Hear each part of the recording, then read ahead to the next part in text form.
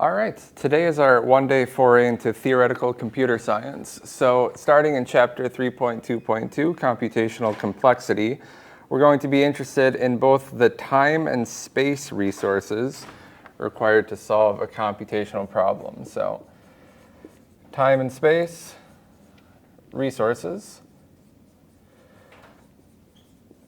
required to solve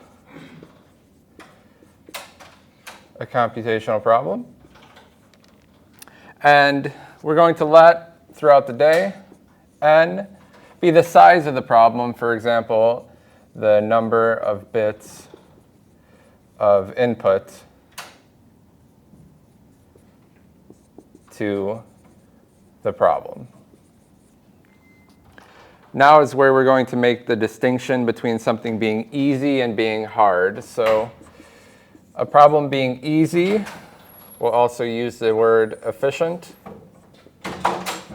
And we'll also call that a tractable problem. So easy, efficient, or tractable.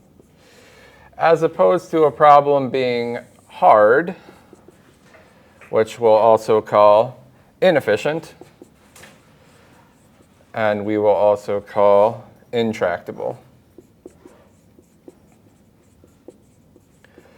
The distinction we're going to make is that the number of resources, if that scales polynomially in the size of the number of bits of input to the problem, we'll consider that an easy problem.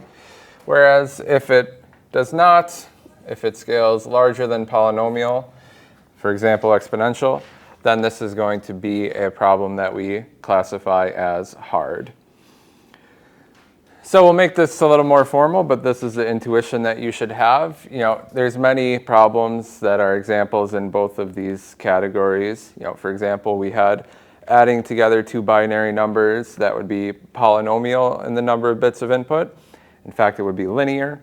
And we'll see many examples today of hard problems or problems that are believed to be hard. With this, I can, I guess, formally write down, but at least remind you of the strong Church-Turing thesis. This is where it formally appears in the textbook. So the strong Church-Turing thesis, CTT.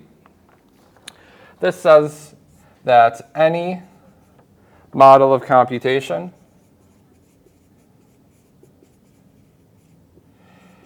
can be efficiently simulated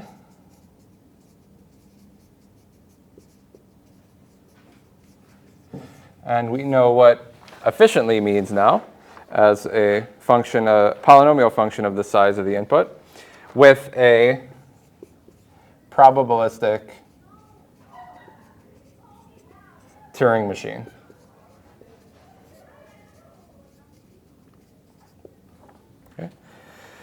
So this is a thing that quantum computers are going to challenge, and we discussed that in the last lecture.